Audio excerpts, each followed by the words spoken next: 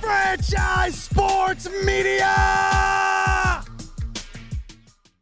What's going on, fight fans? We are back for another episode of the main event right here on Franchise Sports Media. I'm your host, Kalani Lewis, with the boss man himself, Mr. TQ is in the building. Hey, I finally got invited on the show. Well, you Come on, man. With your presence, man. You're a busy man. You're a hard man to track down and whatnot. Look, I'm happy to be here. I tell you that much. We back in the OG room. You know, we started the franchise podcast in this joint. My man came and took it over and does a great job. And we about to talk some boxing, huh? Yes, sir. The square circle. Oh, man. It's a lot of things going on. This past weekend, we had it going down. Caleb Plant upsetted by Armando Resendez. Armando went in there and said, hold my beer, buddy. I'm the new guy in this division. He goes out, gets a split decision victory over Caleb Plant, knocked him down at one point in the particular one, dominated the overhand right, kept finding his homeland. Can find his mark on Plant. Plant looked good early, started to fade later on. My question to you is, and this is no disrespect to Caleb Plant, but is it starting to go downhill for the brother? We've seen him in some big fights. Yeah. He's been losing some of them. I mean, wear and tear, man. Caleb Plant has been around. He's fought some of the best. You know, when them rounds start piling up on you, bro. How old is he now? What they do? I want to say he's in his mid-30s. I can pull that up right now. Yeah, but Caleb Plant, yeah, he's been around the block a few times. Yeah, and at the end of the day, I mean, you know, it's all 32. of 30. Okay. Oh, he's younger than I thought he was. But then you got to think with his fighting style, being aggressive, Yes. and some of the wars he's been in there, like you said, they do add up. And Armando is a former sparring partner with Caleb when they were getting ready for Canelo. And guess what?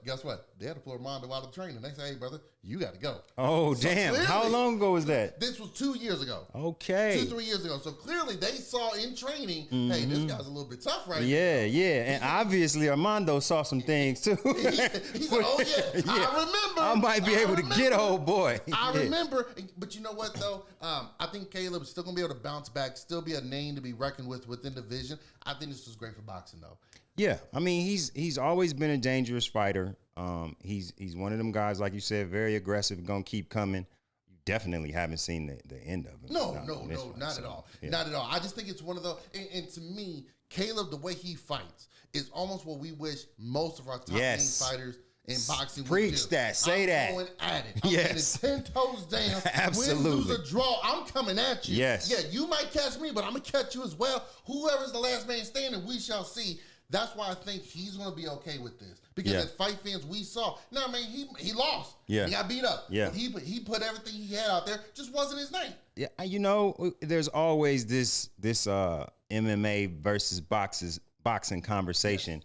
And I think, honestly, one of the real reasons that boxing has dropped as much as it has is because you don't find those types of fighters anymore. Now, I love the sweet science. Look, I understand defense. I understand running around the ring. Understand, you know, if you wanna have a long career, you can't get popped upside the head too many times. But I will say, you know, growing up in my era, it was wars. Yes. It was people was abandoning worrying about their jaw. You know what I'm saying? But I think, you know, once the monetization of the thing, once guys started making so much money and moving to that next level, they trying to preserve themselves. And I understand it. If you love the sport, the defense is a beautiful thing to see. It really is. You know what I'm saying? Who do it good, yeah, you look really at nice. You know, Sweet Peas, the Floyds of the world, but to see Caleb, he's one of those throwbacks. Yes, he is. He absolutely is going to continue to come forward all fight. I mean, it's like you said, man. I think he just went up against a buzzsaw. If you had to kick the man out of the gym as a sparring partner, then you should have known something was gonna come up when you got up in the thing. You know, I got a fight coming up, not you. Okay? Yeah, I'm exactly. trying to get ready for it. Exactly. Right? You know what? And a lot of people want to blame the fighters, right? And they do deserve some blame. Here's what I truly do think. I think a lot of blame needs to go on the promoters. I think the promoters have made it where they feel they can't promote a guy if he starts losing. Even if it's a war, if it's an all-out fight, if it's a tough split decision and the fans loved it, I can't promote you if you ain't got a zero. Because you ain't win. Because you are not undefeated. How am I supposed to sell that? And some people want to say, well, it's the Floyd Mayweather effect. Well, Floyd did it the other way. Floyd said, if I'm going to be defensive and prolong my career, I'm going to be the worst villain out here. Real talk. I'm going to make every single person want to tune in and want to see me lose. Absolutely. Guess what? Ain't going to happen. No. Ain't going to happen. No. So with these fighters today who want to do that, fine. In the ring, if you want to fight smart, defense, move around, preserve your career, great. Outside, then you need to promote it. Some of these fights, we don't even know they come up until the end. Now, we're boxing fans, so we keep an ear to the ground. Yes. But for the common fan, they'd be like, wait, who's fighting this weekend? Right. So-and-so fought this past weekend? I didn't know that. So agreed. you got to do a better job in promoting. When Floyd Mayweather was out here, you remember because you was living out here. Oh, yeah. You knew when Floyd Mayweather fight was coming man, on. listen. He made sure every time a mic was in front of him, He going to run it. He going to run it. And that's where, and that's why I say, if fighters don't want to speak up and talk out, I get it. Okay, maybe that's not your personality. Yeah. But then I also do feel like promoters want to bail on fighters once you lose, because now they feel that aura, that mystique to you is gone. No. Nah, Name me man. a fighter outside of Floyd Mayweather and Rocky Marciano. There they go. Yeah. There they go. That's they won. Man, that was in 1805. Exactly. Man, that ain't what we talking about. Exactly. We're talking about televised fights. And Joe Louis would have beat him if he was 137 years old. Exactly. But Exactly. But outside of that, who went through their careers undefeated? No, that don't happen. Sugar Ray Leonard, Mike Tyson, Ali, Foreman, all these guys had losses. We want to see wars, man. Yes. The hope is called fighting. We want to see blows exchanged. Somebody's gonna lose. Somebody has to lose. And we don't mind as long as it was a good fight. That's what the people want to see. And I think that that's a good point you're making there. You add that defensive preservation with the fact that a guy can't go in there with any blemish on his record. It's gonna be slim picking. Yes, very much so. Yeah. Remember in the early to mid 2000s, Oscar De La Hoya, Shane Mosley, Yes. Felix Trinidad. Yes. Once they started losing, did they lose fanfare? Did people stop watching? No. the fights? Hell no. Absolutely Hell not. no. We was Say ready to whatever- see what they was gonna do next. Say what you want about either fighter. You tuned in when them guys fought. Real okay? talk. You Absolutely. tuned in. And say Bernard Hopkins, Roy Jones, granted Yes. Roy lost towards the end of his career, Right. but still. These guys losing when they're in the midst of their prime is not a bad thing. Nah, man. Because again, it leads to more fights being out there. It's a sport. What sport goes undefeated? Nobody goes undefeated in any sport. None. What are we talking about here? None, unless you're Usain Bolt at the Olympics, then that's a whole nother story. that's and different. whatnot. That's a different Yeah, that's story. different, yeah. But it is something. For an example, if we go a few more weeks back, we had the big weekend fight. We for May. We had in New York City, Ryan Garcia, Yes. Devin Haney, Yes. Tino Lopez on the same card. Then we had Canelo Alvarez the next night. Then we had Inoue. Yes. It's Sunday out here in Las Vegas. Yes. Some first two nights, snooze. I got sleep apnea. I got some good rest. Them 2 days, boss man. I got some good rest. I got some good rest. Yeah, they ain't bust a grape, man. They ain't bust a grape, And bro. when you watch it, for Haney, I can almost say, okay, I can give him a pass because he suffered his first loss in devastating fashion. Maybe Yeah. he was just gunshot to get caught again. Yeah. Ryan Garcia looked like he didn't even know he had to fight that night. Yeah. Wait, we supposed to be fighting? I thought we was just out here sparring, shadow boxing. Don't know what happened. Then Yeah. Canelo, I don't know. Look, we can say age is catching up with Canelo. We can say maybe he's got his eyes on the prize. Or I want to see what you think about this. Do you think maybe the money is so big now that these guys have lost some of the fire? They lost the eye of the tiger to go out there and show their warrior selves because that bank account is so big. Yeah. You know what? More than anything, man, if you think about it, outside of Inoue, everybody else we spoke, they're getting up there a little bit. They are. Right? They are. They've been fighting for a while. I think Haney and Garcia are still young, but they yeah, still getting up young, but I mean, I just feel like it's about preserving the body to do it as long as you could possibly do it and to maximize on the money, as much money as you could possibly make. Now, as a fight fan, that makes me feel some kind of way because I just see snoozer, good fight. Snoozer, good fight. I feel that's the landscape, right? Yeah. But at the same time, if you're looking at it from an athlete standpoint, from a business standpoint, you want to get all the cake you can get. Yeah. So, they got to walk the line, but overall, I think that business preservation outlook doesn't give the sport the oomph it needs to compete with the other combat sports. Not at all. Not at all. Yeah. And while what you just said makes a lot of sense, also, if you look on the flip side, say, okay, if you look at all the past big stars, Yeah. they were an event to see. And that Yeah. made them more marketable, Yes. which meant I could put you in commercials. I Yes. could put you on billboards because everyone knows who you are. Absolutely. Look, I understand that he's a unique one. Everybody in the world knew who Mike Tyson was. Everybody. You don't even have to know any other boxer in boxing. Everybody. You knew who Mike Tyson was. 100%. There was a point where Oscar De La Hoya was Yes. known damn near about 90% of the world. No, if you was the heavyweight champion, welterweight champion, middleweight champion, people knew who you were. They knew who you were. Period. They knew who you were. We Yeah. put you in commercials. Remember Sugar Ray Leonard, all his commercials, drink Sprite. Yes. Right? Yes. Yes. Thomas Hitman Hearns, except we could put you in TV shows Yes, for cameos. absolutely. Remember when Thomas Hitman Hearns beat up Mark? Yeah. Yeah. Boom, boom, boom, boom. Yeah, man, what happened to all that? You don't see, but I mean, It's a it's different like you time. said, it was because those guys was interesting. Yes. Like when them guys fought, we was gonna stop whatever we was doing to be in front of the TV watching. Yes. Because we were expecting a good fight. Yes. Period. It was the expectation of a good fight. I think when, like I said, Sweet Pea with the defensive style, I think showed a lot of trainers how to milk a fighter's career and keep him fighting for as long as possible. Well, that's a good point. Right? Then the trainers translate that to the promoters and they say, okay, I want a career with this guy. Yeah, I can have a great night. Yeah. Right? Mm-hmm. But if he's going to be a vegetable after this great night, and that's the only night that he actually gets because he's given so much in the ring in that particular good fight, I can't milk the money Oh, you right about for the that. time. You know what I'm saying? You're right about that. So I just think that kind of changed things. But again, I don't know how to fix it because I'm stuck in the middle. If I'm Floyd Sr., Yeah. I'm gonna absolutely have fighters that come behind my son. Look at what my son has done. You want to do that, right? Yeah, exactly. You want that big house? This is the way to do it. You ain't trying to go in there and knock people out. You trying to go in there and not get hit, look sweet, Yes. and be ready for the next payday. You want to just go in there and buy something without asking how much it is? You want to do that? I can do it for you. This is Just how you do it. When you said that, and you triggered something, the first fighter that came to mind wasn't Floyd, Bernard Hopkins. Remember when he became the middleweight champion, went on that 20.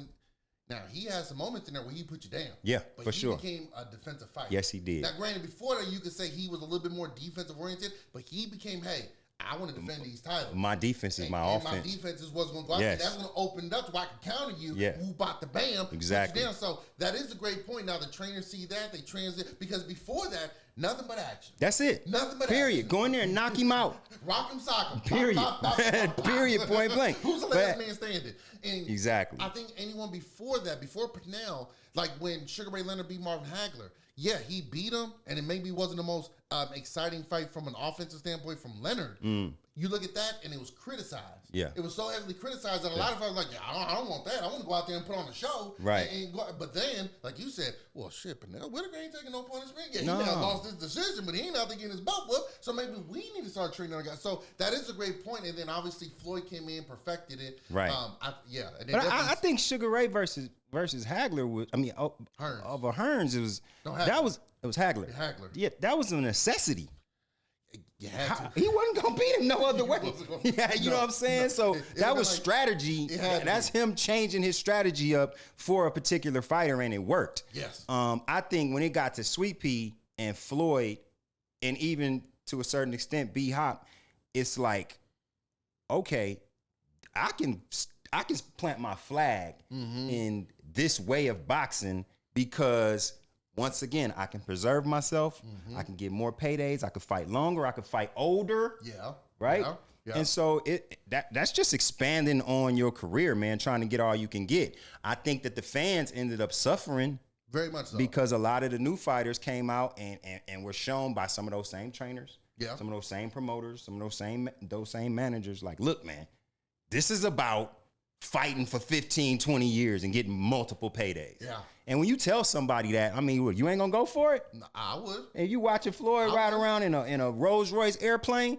That's a Rolls Royce airplane he got? Yes. Like the airplane's a Rolls Real talk. Exactly. Wait, he really didn't put spinners on the jet? Okay, damn. Okay. Well, he had a jet for his luggage too? Right. Okay, good. No, you're absolutely right. But see, the problem is not everyone can do that. Yeah. Not everyone's capable of. There you I go. also would think this. The biggest problem is, okay, if that's how you're going to be, when you take on certain fighters that you supposed to be, that you supposed to put away, put them away. Put them away. Look, if you're taking on somebody and you can beat them, and it's clearly shown in the ring, they don't got nothing for you, put it on them. Period. Take him out. Don't play no games. Hopkins fought Trinidad. He got to the point where Trinidad, he was shell shocked. Yeah, he didn't know what to do. Hopkins said, okay, let me put him down. Yeah. Let me put him down. I want no question. Lost all my money on that one. Man, that was a hard one. That Lost was a hard one. all my money on that I one. love Tito Trinidad. Oh, man. you and me both. Man. But, so it's one of those where you just say, damn. I mean, you can look at Floyd and say, okay, he didn't necessarily knock guys out. Put Ricky Hatton down. Yes. Cotto, let's be honest. Who the hell's putting Cotto down? No, not many. No. Not many. No. So, but he fought him. He fought him square. And then Maidana. Who's putting Maidana down? No, not me. Not he fought him twice. He fought him twice. So sometimes Floyd a different breed, man. He's a different breed. Floyd Mayweather is different, man. You call him breed. what you want. I moved out here to Vegas in the early 2000s, and I lived in the next neighborhood over from where he lived. Ooh, and listen, man, I be coming home from the studio 3 and 4 o'clock in the morning. Mm-hmm. This man's out running. Yeah. I mean, on a regular basis, stories on a about that all Tuesday over. night, Yep. like it ain't nothing. Hey. And it's like that caused me to respect him so much for the level of the work that he did. Mm-hmm. So when people are talking trash about Floyd being Floyd, man, beat him. You want him to shut up? Beat him. Too late. You couldn't do it. So what they you say about have to football deal players with it. doing touchdown celebrations. Don't mean to celebrate in the end zone. Keep Don't me let out of get in there. the end That's zone. it. It's as Keep simple me as out. that. You know Simple what I as mean? that. My dab and Kev Newton, keep me from scoring. Man. Don't want T.O. to do his little whatever he gonna come up with. Don't let me score this. So it is something like that. And today, but see, the problem is today when you see it, nobody's giving that personality to draw interest for the fights like Floyd Mayweather. And that's the problem today. Right. I want to see all these fighters fight. Yes. When you look at the list of all these guys, who the hell wouldn't want to see Shakur Stevenson fight? Or Devin Haney or Ryan Garcia? But then they got no personality. So now you give me no personality to lead into the fight. Then you give me a boring outcome. I'm looking at it as a consumer and saying, I just spent all, and you know they're not giving us no discounts. No, not even if you live in no. Las Vegas. Under so no I spent all circumstance. this money, got a fresh cut, got a new outfit, bought the tickets, got my drink, doing all this. That's it. That's what I got. You said it earlier though. They shell shocked, man. They can't lose. They can't. If they lose, they know what happens to them. It's just like you said. Like these promoters, they getting off you if you take a L. Which is so these dudes wrong. are these dudes are going in and they fighting so timid, they don't want to get hit. They don't and you wait to the end once you feel you could see them. Yeah. Once you feel like you made it through, then you kind of want to be aggressive. It's like, come on, man. But at that point, it's already at the end where now you're just moving around, this and that, or the guy's just covering up, and you really can't open up on him. Right. Like as we wrap this up here, like Marvin Hagler said, it's hard to run 5 miles when you wake up in silk sheets. Right? There it is. And this is just one of those where you just say, look, I want every single person out there get as much as you can because you are putting a lot on the line. You go through so much mentally, physically, emotionally, spiritually. You go through so much. I really do want you guys to get everything. But at the same time, this is a fight. Yeah. This is an entertainment business. Regardless of what you guys want to say, this is entertainment. You got to entertain the fans. You want the big paydays. You want the stadiums filled. You want the arenas filled. You want the pay-per-view numbers. You want to go down in your legacy as one of the best. You got to go out there and show us. You can't just go out there and say, I got a padded record that's undefeated, or maybe I got one loss, but I achieved it back, whatever. Go out there and prove it. Because the fighters we look at now, 2025, me and you both, if we went down the list of the fighters in the last 25 years, we're going to put more fighters on the list that have losses than are undefeated. Absolutely. Way more. Way more. And then if we go back to the 90s, same thing. All the divisions. So being undefeated is nice, but what is it going to cost you? Because only one, it's only two guys, one really realistically in Floyd, who has an undefeated record that we can say is impressive. The rest, you're like, well, who the hell did they You ain't did nothing. You ain't did nothing. And what about the love for the fighters that lose but go out on their shields? What about the ones, the Arturo Gottis and all of them type people the Mickey Ward? Yes. They made a movie off of him. Yeah. They made a movie. Exactly. Okay? So it's not for boxing fans, man. It ain't so much about the winning and the losing. It's about the show. Yes. We want to see the damn fight. Go out there and fight. Anyway, did you expect to see that man get put on his booty? I didn't expect to see him happen, but it's happened before. It has. I wasn't expecting it to happen that night. I was not expecting it. But one thing I do know, if you tag him, oh really? That's what we doing? Too easy. I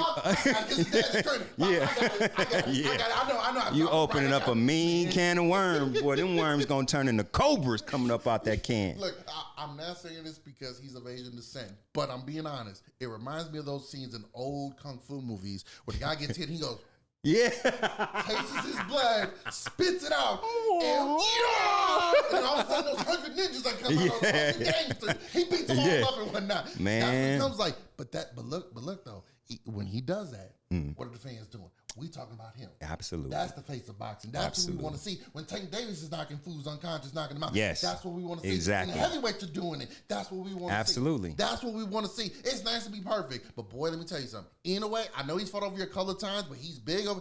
Man, if you could just squeeze a couple more over here. Come on, man. We need it, man. Listen, the boxing purists, us boxing fans. Yes.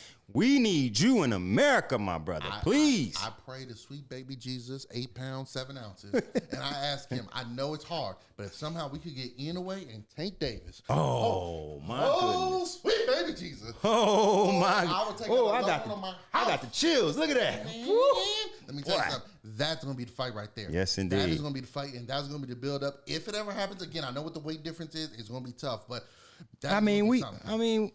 we thought Bud and we can fight pretty soon. Yeah. That says, hey, I'll be a huckleberry. Saul and Bud gonna meet in the middle, baby. And Bud looked pretty big when him and Canelo faced off. Yeah. Everyone was worried about the size. Yeah. Bud looked pretty big. He got yoked. Yeah, and you can see Canelo ain't as big as he, he ain't as big as he walk around. So this might be cool, man. This is gonna be a fun. It should be fun with those two. We'll talk about it more. I have my boy Twan Butler back on here. We'll do a 3-way on here and have it more. Boss man, thank you so much for coming on, man. Yes. Sharing the love of boxing. We will be having more on here, but folks, don't go anywhere. We're gonna take a quick break, real quick, for the main event. Wrap things up. We're gonna come back with UFC and pro wrestling news. Stay tuned.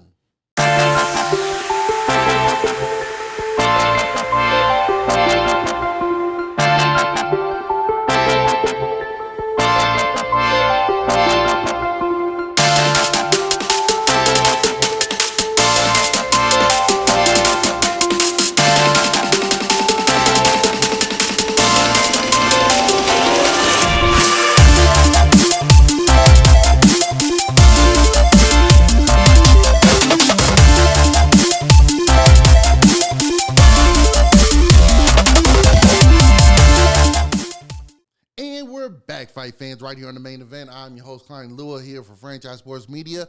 So now we're going to jump into the world of mixed martial arts, UFC in particular. Man, oh man, we got some good ones going on.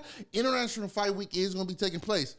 But first, we got to go out to Jersey, not for the Sopranos, but we are going to be seeing UFC 316, 2 title fights on the line. We will be seeing a rematch.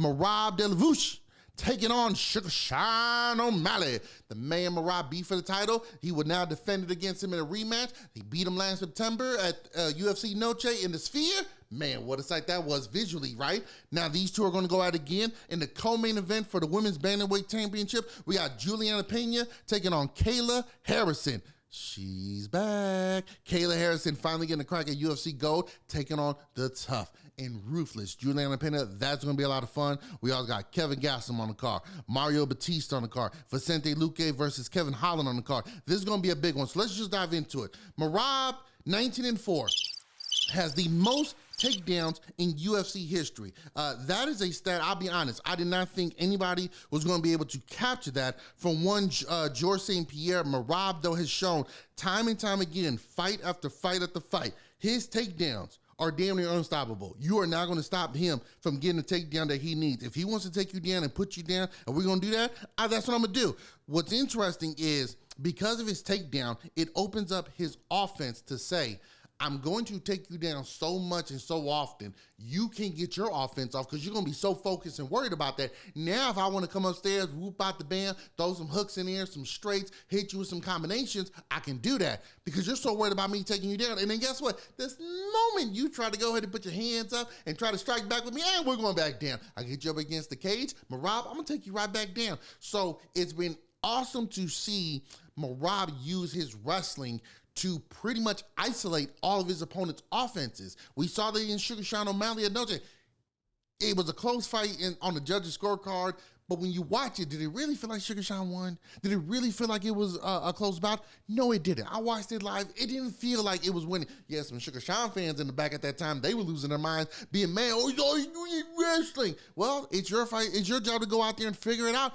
Mixed martial arts. Now, Sugar Sean O'Malley has said for this one, for the first fight, he had to build up reasons to not like Merab. Kind of like BJ Penn. If you guys remember the great legendary BJ Penn, when he fought, he had to build up reasons to not like his opponents. He had to come up with all these reasons. Now, some of the fighters, outside of the cage, you had good reason to not like him. So it was easy for BJ to do that. But against guys where it was kind of hard to find things, a la Georges St. Pierre, it didn't really work because it didn't come off as authentic. You're kind of forcing it.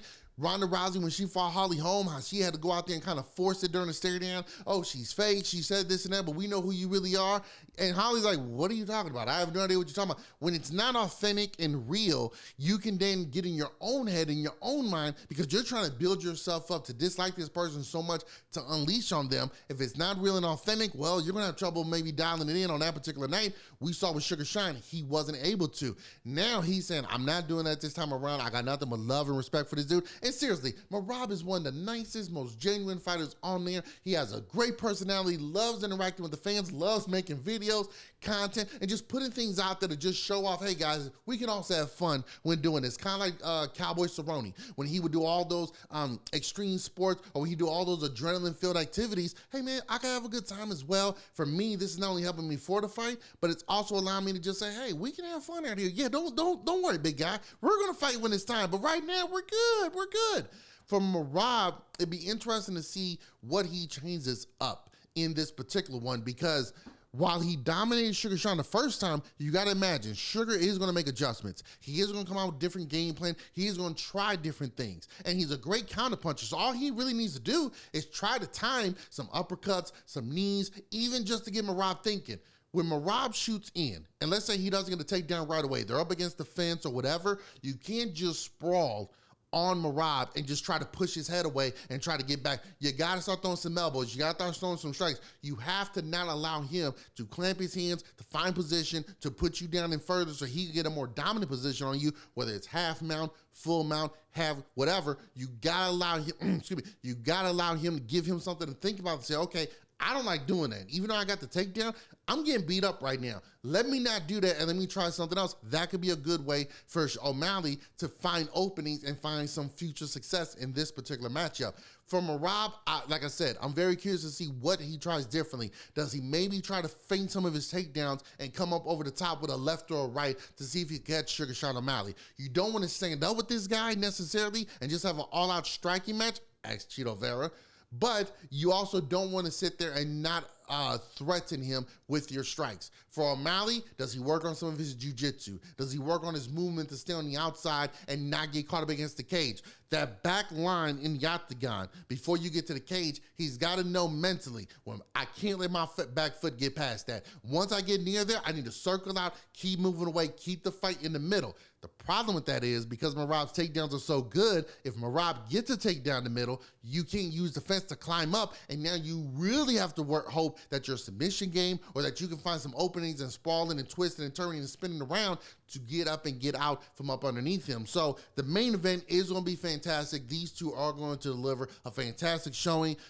What antics Merab do? What antics would Sugar Sean's corner do? Will they be yelling out instructions again? They tried doing that the first time, and Merab pointed out right away. Herb Dean said, hey, don't you start that. But at the same time, it's like, hey, you tell his corner. It's just one of those cat and mouse games. It's just, just one of those things. Hey, if you're not cheating, you're not trying to win.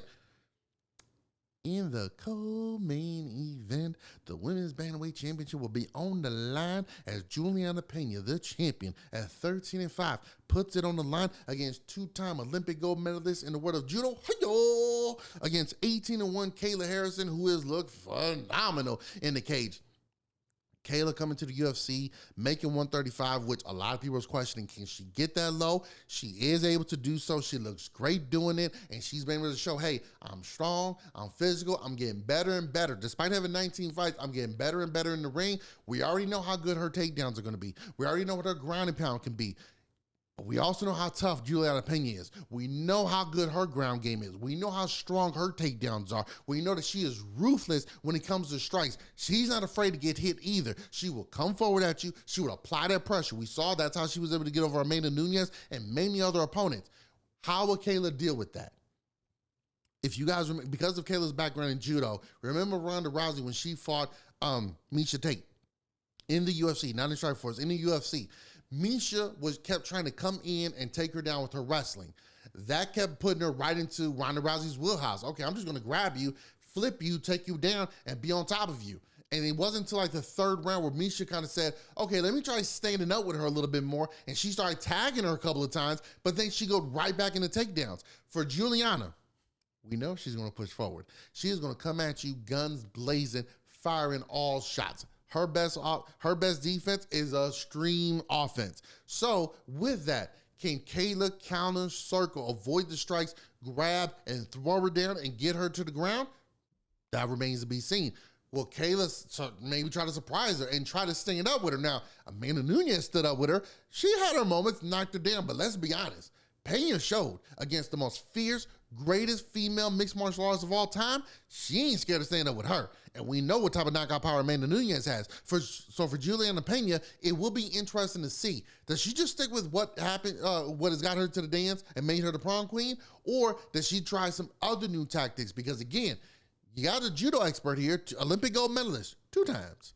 What if she gets Harrison down? What if she puts Harrison on her back? Now she's on top. We've seen how tough she can be when she's in top position. And what we do know is Harrison on her back, what's that look like? How's that going to work out in the fight? Harrison, how's her cardio going to be with that much pressure? Again, she fought Holly Holm, but she was able to get Holly Holm early and take her out and say, hey, I'm still the baddest out here. So for Kayla, does she have the conditioning when you fight for a title in the UFC?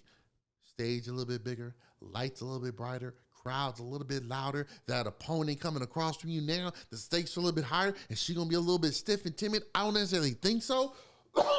But when you, and I've always said on this show, when you have someone who's constantly applying pressure to you, it drains your adrenaline. It drains your energy because now you're in constant defense mode. You're trying to find your openings. You're trying to move around. You're trying to stick and move. They're hitting you with shots. Bam, bam, bam. You're trying to move. Boop, bop, bop. You're trying to grab her, see if you can take her down. Then you're trying to stop her from taking you down. Then if anything does happen, then you got 2 bulls just holding on to each other, trying to flip out of it. Next thing you know, your arms start getting a little heavier, legs a little bit heavier, so it's harder to move.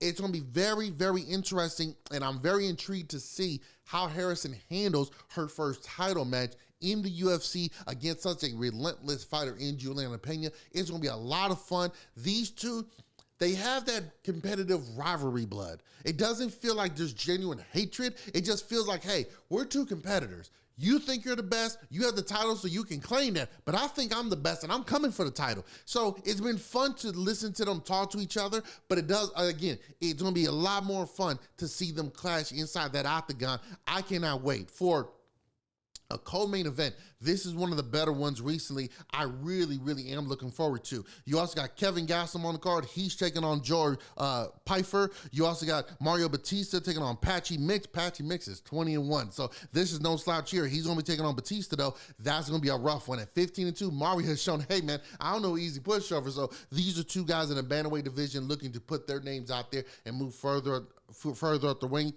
And in the welterweight division, Vicente Luque taking on Kevin Holland. This man just moves up and down. He fights every 2 weeks. So that's going to be a lot of fun fight. Both of these guys need a win in the welterweight division to stay afloat and keep their names up there, because while they are top tier fighters, they are kind of starting to move out of that top 5, top 8 picture of, okay, who's next for the title? So a win here for either one is huge. Now, again, That's going to be 316. We got 317 at the end of the month. We was hoping to get John Jones versus Tom Aspinall. Going around. Does John Jones just like trolling Tom and being in control of when the fight is going to be announced? It's possibly his last one. That's going to be what, November maybe, where he's able to fight in New York in his hometown? Possibly. We shall see. But that's in the world of mixed martial arts. That's going down this weekend. Let's step from the boxing ring to the MMA octagon, back to the square circle. But in the world of professional wrestling, let's talk about the WWE real quick. You got Money in the Bank this Sunday. That's going to be a lot of fun to watch. Both the men and the women going after it, capture the briefcase. That briefcase, for those of you guys don't know, you win the Money in the Bank ladder match. You get a briefcase. Inside the briefcase is a contract. For 1 calendar year, you can challenge for the title at any given moment you want to. And we've seen it night of, night after. Well, since it's Saturday, it'll be 2 nights after on Raw, the next week on SmackDown, almost a year later at WrestleMania, SummerSlam. You cash that title in anytime you want against any world champion.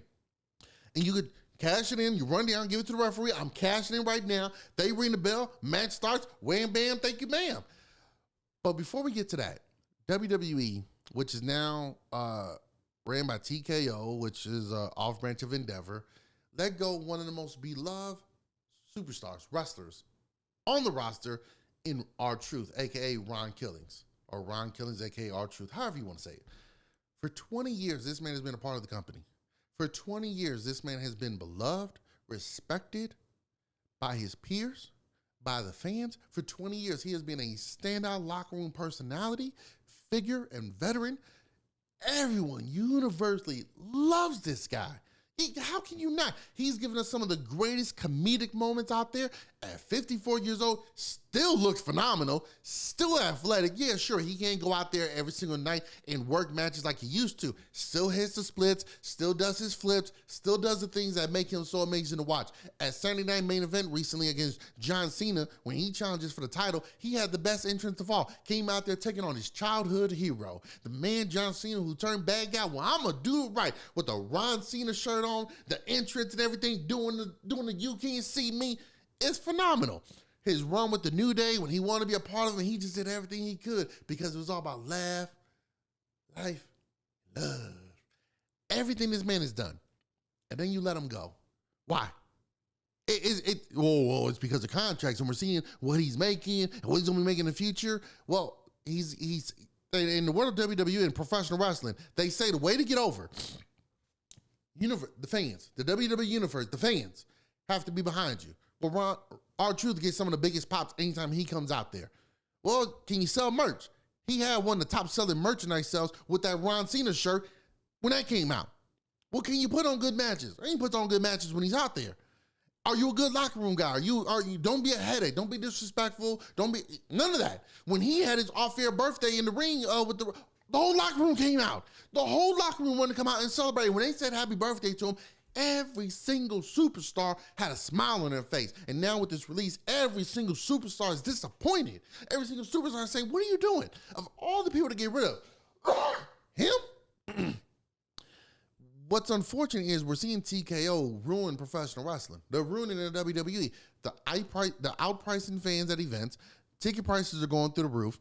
Merch is going through the roof. WrestleMania, yeah, they did one of the biggest gates ever, one of the most profitable events they've ever had. And that's why they're going to come back for WrestleMania 42 right here in Las Vegas. But it's easy to also claim big profits when you overcharge for everything. It's like the Las Vegas hotel casinos out here. Yeah, most of you can claim, oh, we had the biggest profits we've had, X, Y, and Z, because you're overcharging for everything. Parking, resort fees, client fees, this fees, sunshine fees, window fees, toiletries, hot water fees. Then $34 for a bacon and eggs, $12 for a bottle of water, X, Y, and Z.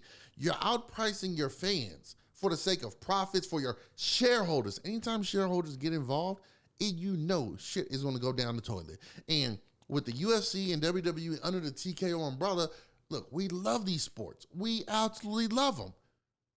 But they're ruining the events for us. They're ruining to where going there is almost like now going to Disney. There was a guy on TikTok. He did one day, him, his wife, 2 kids, One day at Disneyland, over $1,000. What are we doing? Over $1,000. And granted, he wasn't trying to do the most extreme VIP experience where you get your own chauffeur that takes you around and I get to wear Mickey Mouse's real outfit and we get to go. No, he wasn't trying to do any of this. Just one day, tickets, rides, food, drinks, etc. over $1,000. Seriously? Now, we love this sport. We love mixed martial arts. We love boxing. We love professional wrestling. So we're going to stick with it. But you're also rubbing us the wrong way, no pun intended, with outpricing us. You're taking us away for the sake of social media influencers, YouTubers, shareholders, celebrities. Listen, it is nice to watch Monday Night Raw and SmackDown and see celebrities in the crowd enjoying themselves. Bert Kreischer and Thomas Segura was on there, Two Bears, One Cave. It's nice to see Waka Flocka in the crowd. It's nice to see Wale. It's nice to see all these guys and females there enjoying these events. As a wrestling fan, though, if you got rid of them and you made things a little bit more accessible for us, the true fans, that's what we prefer. But I'm sure Ron, R-Truth will find his footing. He'll be able to go out there and still do what's needed for him. But it's just so sad. 20 years of service, and you get a phone call saying that's it. 20 years. It's like when we watch those movies where a villain either had either themselves, their dad, or their grandfather. Hey, they worked 30 years at the factory. At the end, they told them, "Thank you. Here's a gold watch. Bios con Dios. We're sending your job, giving your job to a machine, or sending your job overseas." Not trying to get into anything because that could lead down a rabbit hole of where we're at right now as a society, but it's very unfortunate. Where's the loyalty? We always talk about this with the athletes. When they move teams or when they leave schools and college, where's the loyalty? Where's the loyalty? Why aren't we holding these companies accountable as well? Where's their loyalty for your employees? Where's your loyalty for the ones who have been dedicated to you and stay true to you their entire time? Stay true to you because it's our truth. You heard? Well, folks, that's been another episode of The Main Event right here on Franchise Sports Media. I'm your host, Kalani Lewis. Be sure to like, share, and subscribe.